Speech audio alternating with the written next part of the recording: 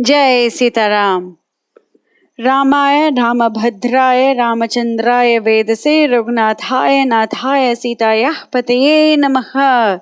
Balakand, chapter 48. Ahalya. In this chapter, we are going to see the legend of Ahalya as recited by sage Visvamitra to Rama and Lakshmana when they arrive at the precincts of Mithila after saying farewell to the king of Vishala, Sumati. So at first we are going to see some very beautiful prayers offered by King Sumati, and we are going to understand the greater depth, the greater meaning behind every word. Verse 1. पृष्ट्वा तु कुशलं तत्र परस्पर समागमे कथान्ते सुमतिः वाक्यं व्याजहार महामुनिम्.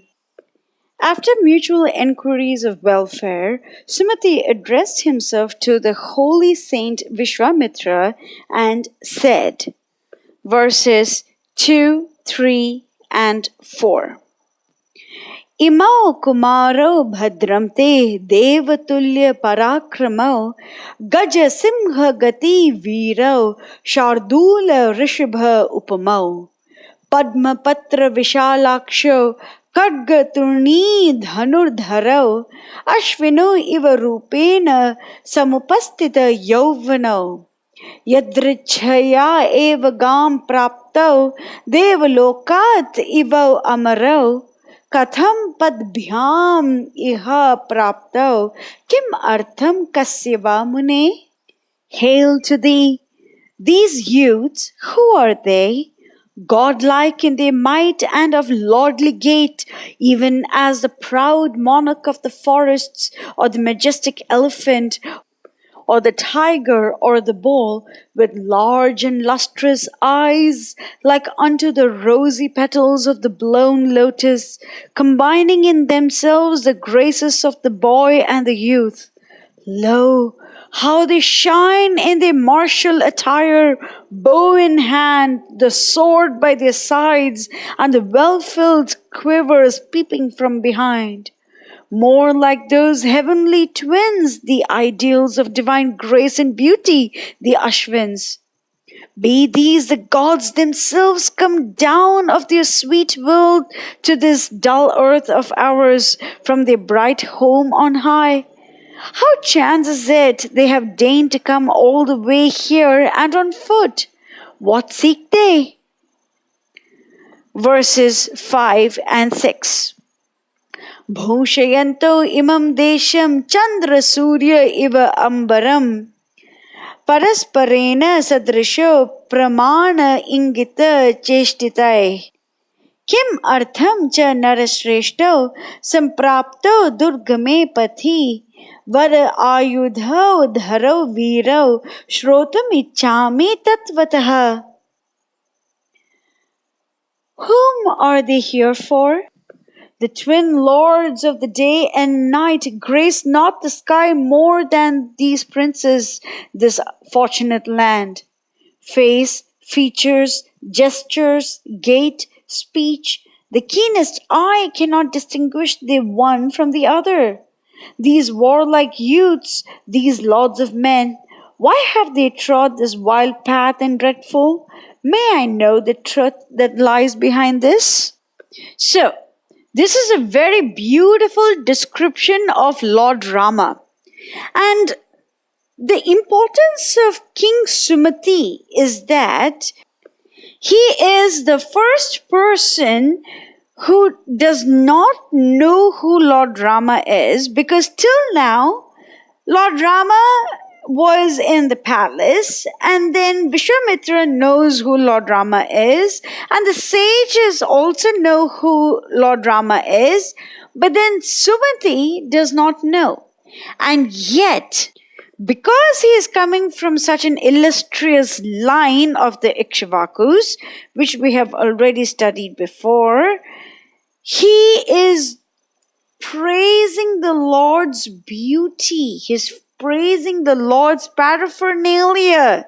He is praising the Lord's closest associate, Lakshmana. He is praising the Lord. And all of this starts with praising the form of the Lord.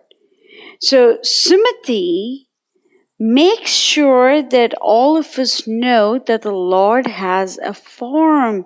He has qualities. He has associates. He has paraphernalia, and so on and so forth. And it is very interesting to note that when Lord Rama, Lakshmana, Visvamitra, and the rest of the sages enter Mithila, King Janaka too has very similar descriptions for Lord Rama. So let us go through these descriptions as mentioned by King Sumati. So the first one is Kumaro. Kumaro means these are very young. Second description is Devatulya. Devatulya means they are equivalent to the Lord Himself in what? Parakramo, in the valor. Next one is Gaja Simha Gati. They walk like either a lion or an elephant, and they are Viro, they are extremely brave, and they are like Shardula and Rishabha. That means that they are like a tiger or bull. Next you have Padma Patra Vishalaksha. Their beautiful broad eyes are like that of the petals of the lotus.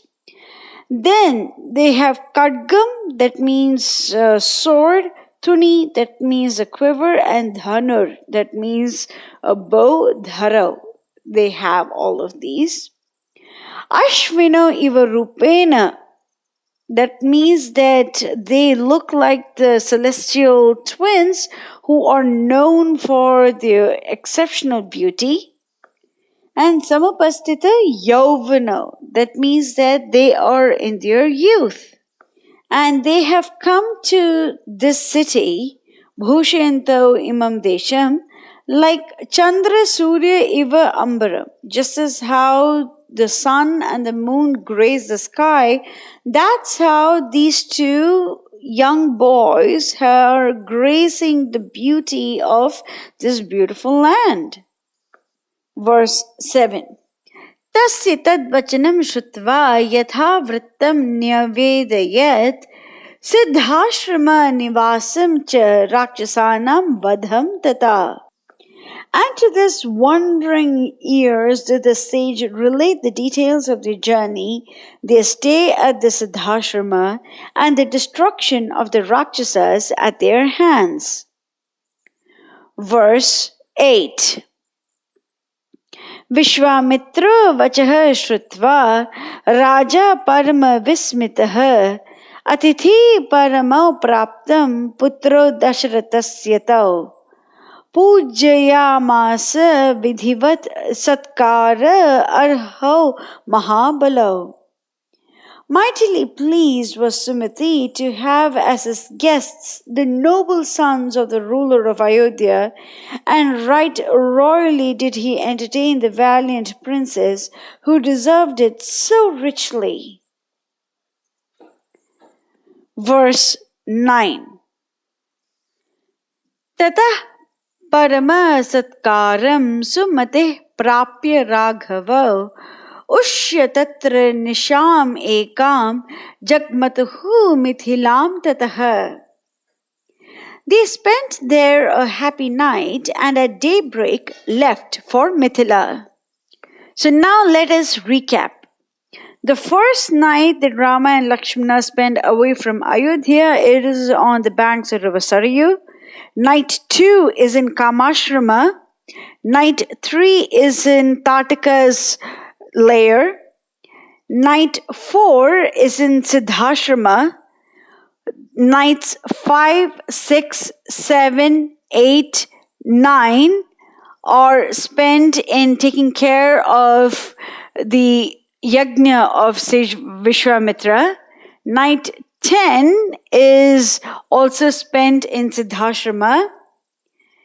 Night 11 they spent in the land of Vasu on the banks of the Shona river. This is where sage Visvamitra describes the story of his 100 aunts and how they got married to Brahmadatta.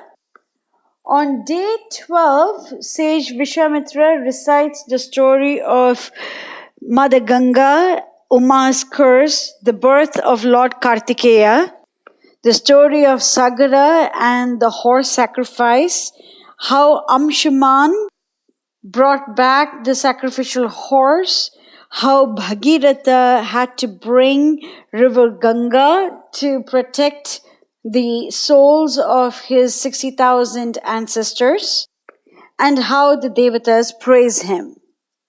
Next, on the 13th day, they cross the river Ganga and they appear in the city of Vishala. And Rama is curious to know the history of this place, and therefore sage Visvamitra indicates the story of the churning of the ocean and how Diti conducted the Pumsavana Vrata in that particular city. And then we saw how Sumati, the current king of Vishala, asked Rama, Lakshmana, Visvamitra, and others to spend a night in his place. And now we have seen that the 13th night is also over, and it is now the 14th morning. So on the 14th morning that Rama and Lakshmana leave the city of Ayodhya, they enter Mithila. Verse 10. Tam drishtva munayah sarve janakasya purim shubham sadhu sadhu iti shamsanto mithilam samapujayan.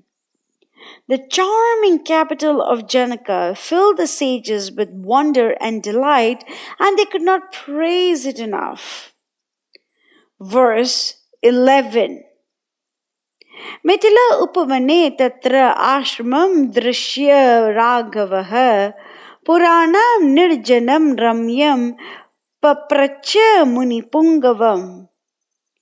On the way, Rama noticed a lovely hermitage at the outskirts of the city, old and dilapidated and untenanted.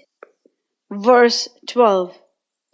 Idam ashrama sankasham kimnu idam muni varchitam shrotam ichhami bhagavan kasya ayam purva ashramaha.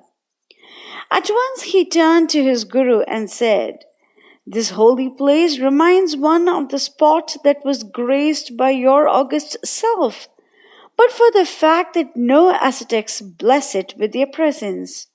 Who dwelt here last, master, if I may be allowed to inquire?" Verse 13. Tat shruta raghavena uktam vakyam vakya visharadaha prati uvacha mahateja Visvamitro mahamunihi. It required but very little inducement to make Visvamitra hold eloquent discourse on the antecedents of the spot. And we are going to see in greater detail the story of the ashrama in the next section. This is very important because we are going to cover the story of Ahalya, and there are multiple misconceptions associated with the story, so it is necessary for us to pay due importance to her beautiful story. Jai Sitaram.